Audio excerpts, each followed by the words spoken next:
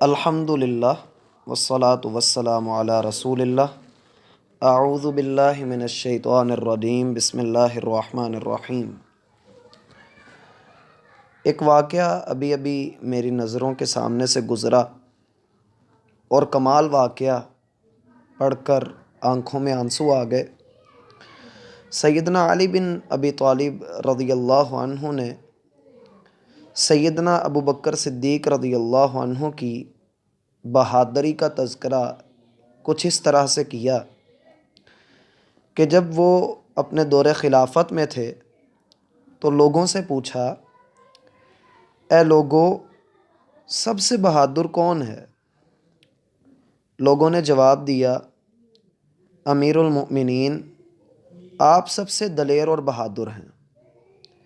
سیدنا علی رضی اللہ عنہ نے فرمایا، لوگوں، جہاں تک میرا معاملہ ہے تو میں نے تو صرف اسی شخص کا حساب برابر کیا ہے جس نے مجھے چیلنج کیا، لیکن بہادری میں سب سے بڑھ کر حضرت ابو بکر صدیق رضی اللہ عنہ تھے۔ فرماتے ہیں کہ ہم نے جنگ بدر کے موقع پر رسول اللہ صلی اللہ علیہ وسلم کے لیے ایک چھپر بنایا۔